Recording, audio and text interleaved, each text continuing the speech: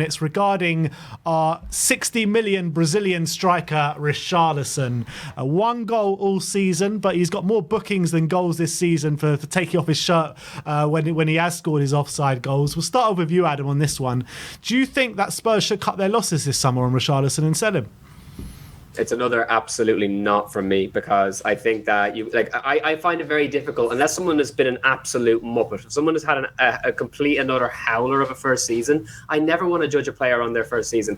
And to be fair to Richie, I think that it's very evident when you saw what he was doing at Everton and single-handedly keeping them from relegation the year before he joined us, and then when you see the performance that he's able to put in when he's played in the right position for Brazil and when he has creative players setting him up, he's an absolute wonder kid in the things that he's able to do. Going on to next season and beyond, it's entirely likely that he'll be able to have a much better have better stats.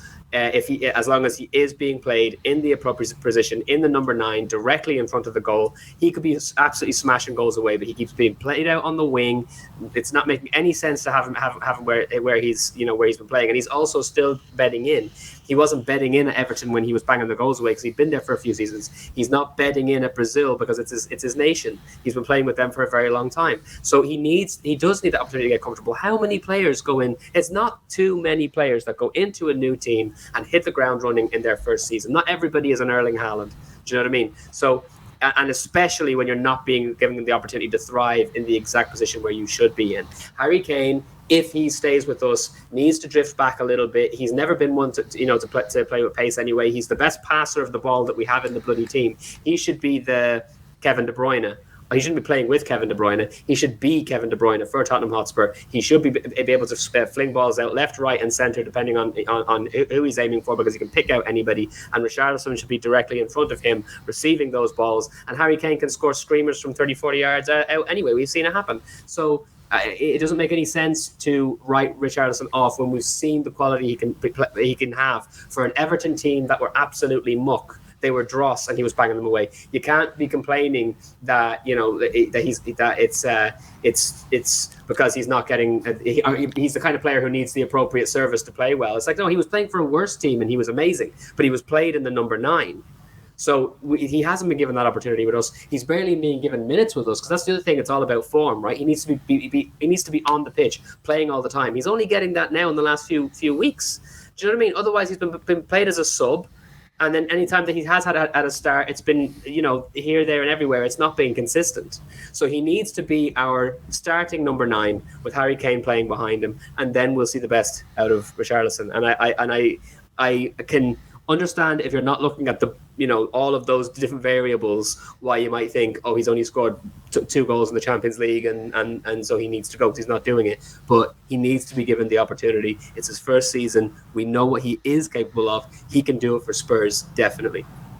Yeah, I kind of echo those thoughts completely, to be honest. I wouldn't want to sell him. I think he is a top talent, but my throwback question to you, Adam, if Kane was to leave this summer for argument's sake, would you take Richarlison as that Kane replacement?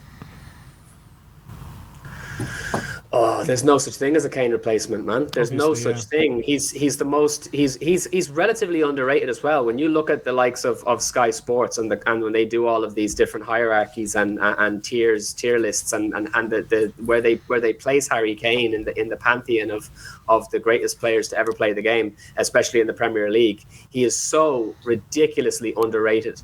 He's going to break all the records that possibly exist by the time he's finished playing, as long as he continues to play in the Premier League, and so there is no replacement. So I think it's an unfair thing to put that weight on Richarlison's shoulders. What we do need, he can score goals 100%. He can be the number 9 even if Harry Kane leaves. The only thing is that we'll have to make sure that we play to his strengths and we bring in players, players like James Maddison, players like James Ward-Prowse, someone who's able to get the ball to the man exactly where he needs the ball so he can bang it away. Do you know what I mean? And so it depends on, we'd have to build the team around him and bring in some new players, which we need anyway. But it's definitely not a like for like. It's 100% not a like for like, because Harry Kane can do absolutely everything. Dave, Richarlison or Richarlison out?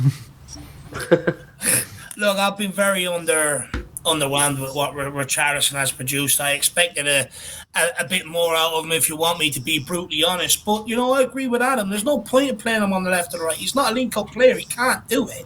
He's an out-and-out goal scorer. He's the guy. You put him up front, you get balls in behind, you swing crosses in, let him go and attack it. In fact, you look at some of the goals he's got for us this year.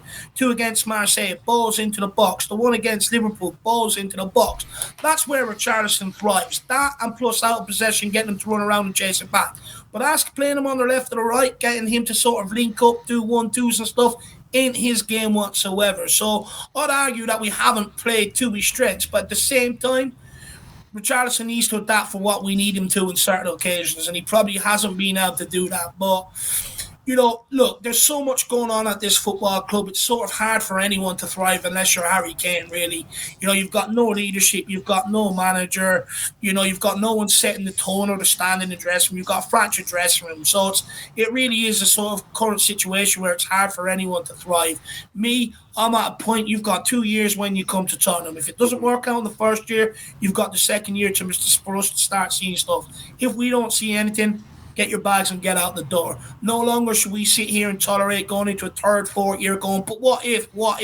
It's like, look, it's not producing it for whatever reason. It's not working out. So for me, I keep him this summer.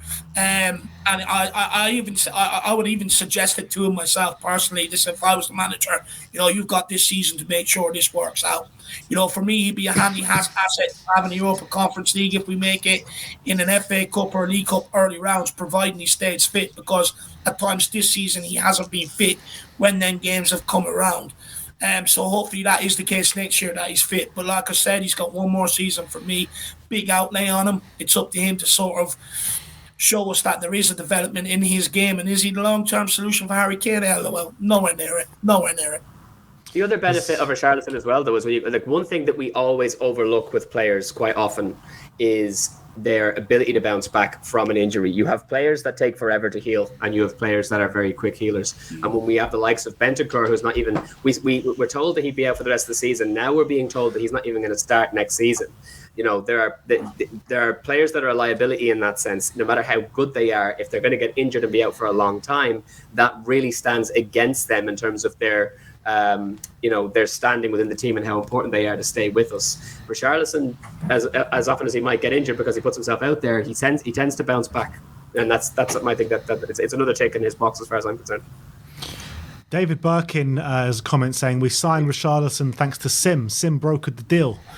What's your opinion on Richarlison? Yeah, I was in the negotiation table. I put the contract on the table and I got him to sign. I convinced him. I convinced the whole Tottenham fan base, apparently. Anyway, look, as someone who was a massive advocate of his signing at the time and who really wanted him at Tottenham and think he could be a really squad option, I have to say I've been really let down by Richarlison this season. Huh? Do you think we've overpaid? We probably did overpay for the quality they were getting, I have to say.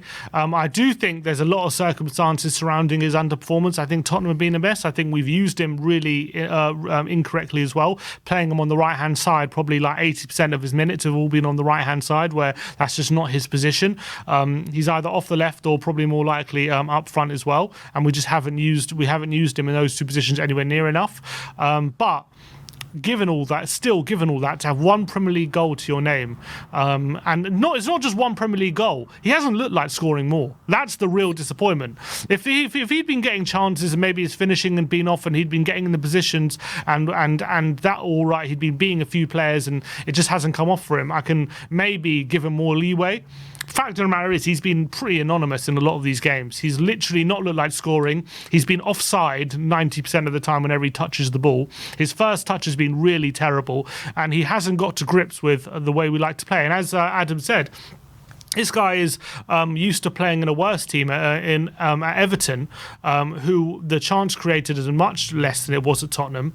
The chances are going to be much less, yet he was still able to dig out himself opportunities and dig out ways to score goals and get in positions where he get in the box, get headers in. Regardless whether he was 9 or on the left. Correct.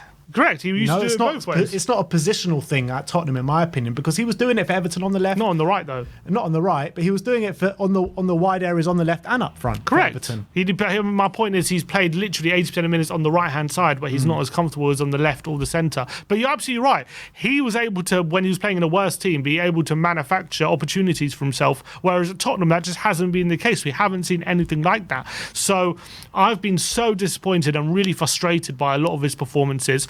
I feel like his quality has been a lot worse in terms of on the ball. I knew that that link-up play and passing the ball and his first touch wasn't his strong suit. I knew that coming into it. But even having known that, I'm still underwhelmed by how bad it is. It is like his passing is atrocious. The amount of times I've seen him try to play Son through on goal and he just overhits it, or it's gone, or it's inaccurate, is astounding. I'm absolutely amazed by how bad his link-up play is. Now, he does have some good dribbling about him, and he has shown that off, and I do think, especially early in the season when maybe he was more confident, I do think the confidence may be drained throughout the season. You can see the confidence has dropped out, because I think he started quite well at Tottenham, and as the season's gone on, his confidence has drained even more, and then probably came to a head when after that AC Milan game where he said, it's been a shit season, and he was complaining that Conte said he was going to start him and all that, whatever.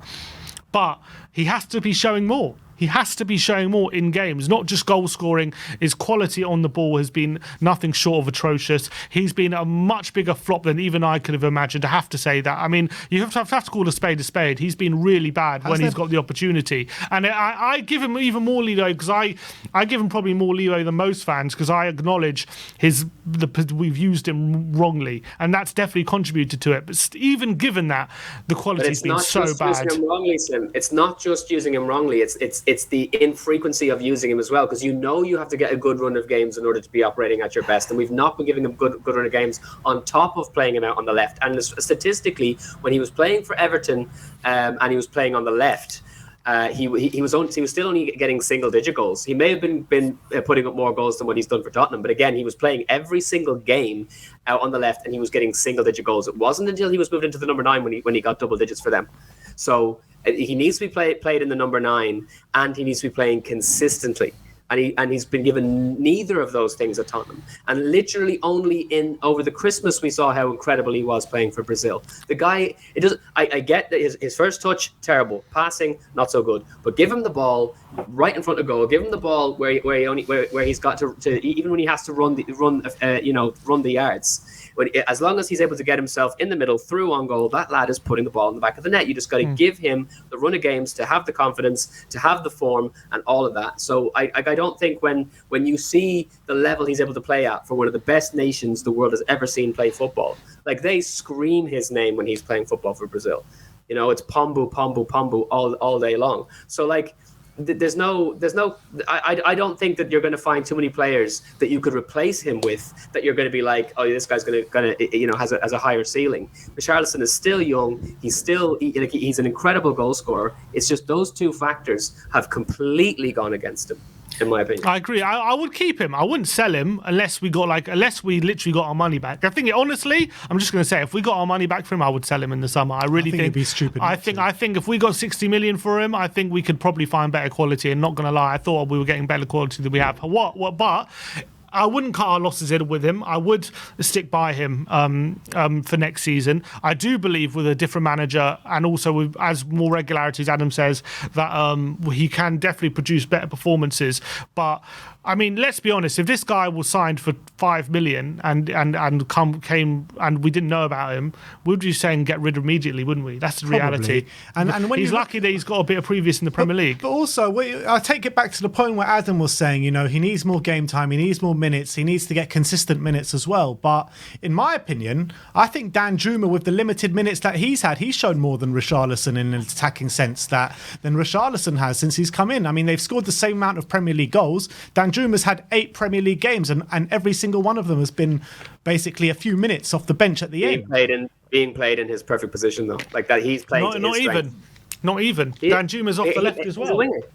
But he's played both in the games that he's played for us so far. He's operated from the left and from the right on the wing. He's like that is his position, and he's got 2 good feet as well. So I don't think that the only thing standing against him, you're right, is the minutes thing. But at least he's being played where he's supposed to be being played, and he's doing the things that he knows that he does well. Do you know what I mean? He's beating people. He's pacey. He's got strength. He's in the position to utilize those particular qualities. Richarlison is when he's being played out on the wing, as you said yourself, he can't pass, and his first touch is terrible. If you're out on the wing, those 2 things can't be. They're going to stand against you every single time. Danjuma has all the advantages that Richarlison doesn't have, outside of the fact that they're both not being given enough minutes. The thing is, that's gone.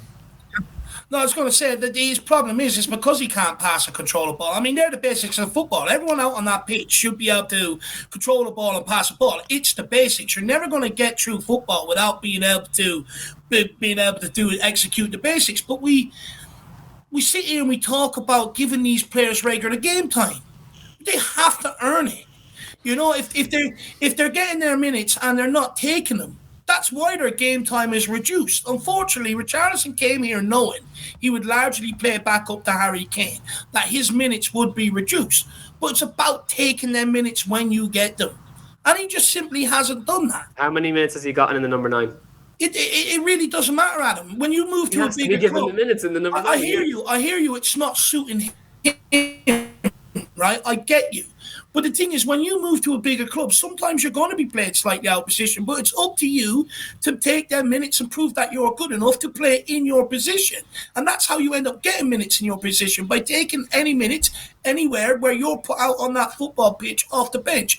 Too long at this football club have we complained about players saying, oh, well, if they get a run of minutes, But we always miss the trick. They're not taking their minutes, and that's the problem. And he'll never get their minutes up front unless he starts taking the minutes that he's given out wide. The reality is, there's no excuse for him not being able to control the ball. There's no excuse for him not to being able to pass the ball. Whether you're a striker or you're playing out wide, you should be able to do that, regardless. I don't think that's true. I think that we're seeing that even with the likes of Emerson Royal, like when he's being treated like the player that he is, which is an outstanding defender. Suddenly we start seeing him win Man of the Match awards, and the fans start cheering for him, instead of like when we're expecting him to play as a wing forward, and he's not able to cross the ball, and he's killing the play because he's not looking up, and all these things.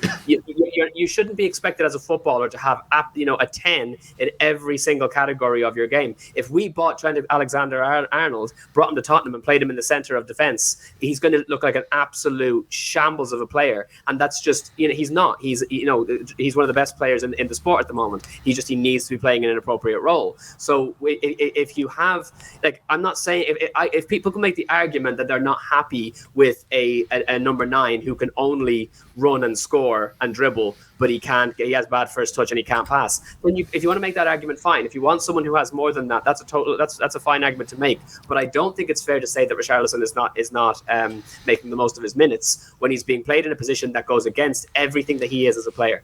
If he got minutes in the number 9, that would be different. I can understand what you're saying. Go on, Dave. Sorry, just quickly, I can understand what Adam's saying to a certain degree, but the reality is, I can accept it if he's caught out of positioning or he's not creating, right? Because he's not a winger. Let's be honest about it. But not holding up the ball, not being able to trap it, not being able to pass it off 5 yards. I'm sorry. Whether you're a winger, whether you're a striker, you have to be able to do them things. And if you're not even executing the basics, then how is the manager going to have trust to say to you, I'm going to take out my best player and I'm going to trust you to go up there and get the goals? It's not going to happen. Even if you're playing on the wing, you still should be doing the basics right. You still should be executing them basics, and he's just not. And that's on him. That's on nobody else. That's not on having a run of games or anything like that. That's just on him being careless. Would we be saying that fundamentals of football? I agree with you. I definitely agree on those points. But again, if the shoe is on the other foot, Richarlison comes into the club. He's played in the number 9 immediately. We drop Harry Kane to the number 10 behind him. And in his first season, having all the exact same problems and all the exact same qualities, he put 20 goals away. You wouldn't give a shit about the fact that he can't trap a ball, and you wouldn't give a shit about the fact that he can't pass because he scored 20 goals. it's a knock-on effect. When he has been put through, his touch has been loose, which means it's taken away the chance. You look at Harry Kane, it's out of his feet. He buys himself time with the perfect first touch, and he picks his corner. Yeah, but you can't Times compare it to Harry Richarlison's been Kane. put through, that touch has not been there. But that's what he has to get to. That's the reality of it. That we can sit here and make the excuses for him. That's the level he has to get to. That's who's ahead of him in his position. It isn't at the end of the day, if he's put through and his first touch is correct, that buys him time to score. The times he's been put through this season, his first touch has been off. It's been to the left or the right, which takes that chance away, which affects his goal tally. That's the fundamentals and basics of football. That is purely on him and nobody else. We can sit here and moan that Harry Kane is what he has to get out. He signed up to it. He clearly thought he could handle that. One day, not too long from now, Harry Kane is going to hang up his boots. And if we expect any player to come in the door and reach that level when he comes in, that is a weight on someone's shoulders that is going to absolutely crush them. We should not be expecting Harry Kane level performance from any player that walks in the door. No, I agree. But I do expect him to have a good first touch and bury the ball when they're put through. Yeah, true. But again, he needs to run games to get that down.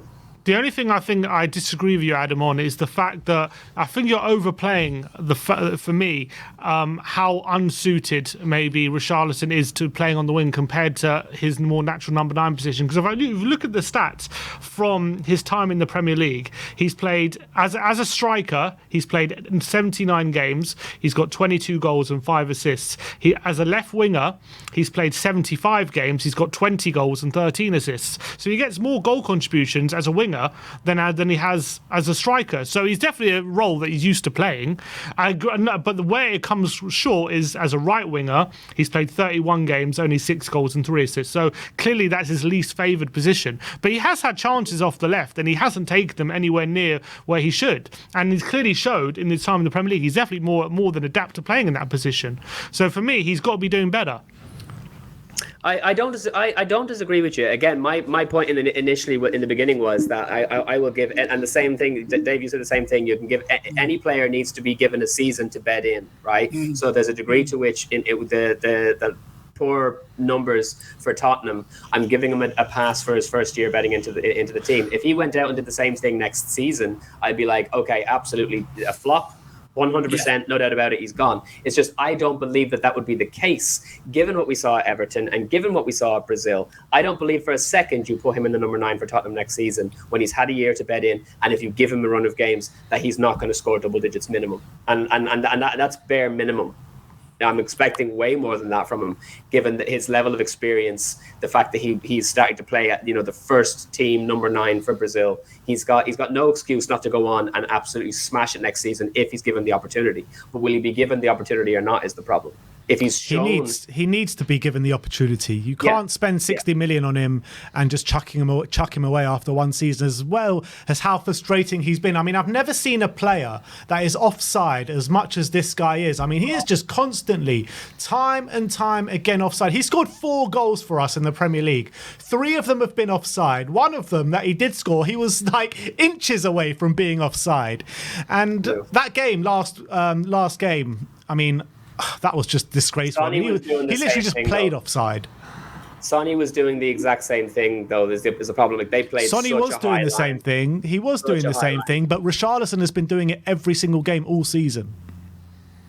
Yeah, well, like again, Sonny is a winger. Richarlison wants to play that bit further forward. He wants to. He's going to be caught offside more than anybody else. Given same way that defenders commit more fouls than anybody else. You play in certain positions. There are certain liabilities that aren't, that you don't get in with other positions and players with different skills. He's fast. He's pacey. He's going to try and run in. And at some point, like more often than not, he is going to end up behind the defender too quickly. And he needs to learn to curl his runs for sure, no doubt about it. But that will only come if he's given more opportunities and given more time playing for the team. See, also, I think the reason why you're seeing the offside is because he's very eager to score goals right now. He knows that everyone's on his back. They're looking for him to produce, and people just want him to score, right? That's all we want him to do. No one wants him to fail. We all want him to succeed. But the reality is he's not helping himself right now, and that's why you're seeing sometimes the touch being off, the pass and being offside more than what he usually is, because he's so eager right now because of what's gone on this season. He just needs to sort of relax a little, just keep doing the right things, and that moment, them goals will come. But I maintain, he's got to tidy up that first touch and that pass, because a manager that's coming in here playing attacking football, he's going to be his last choice if he can't do the basics. Would we all agree, though, that that we should definitely keep him for at least one more season, unless we were to make more money for him than what we bought him for? Yeah, I'd agree with that. Money back, or give him one more year. That's what I would say. Yeah. In fact, if Real Madrid were coming in for him, I'd be like 80 million, not 60. I want 80 million. You guys can afford it. Real Madrid, like if you want him that badly, 80 million, and then you can have him. But apart from that, no, he needs to stay and be given another year to take his chances.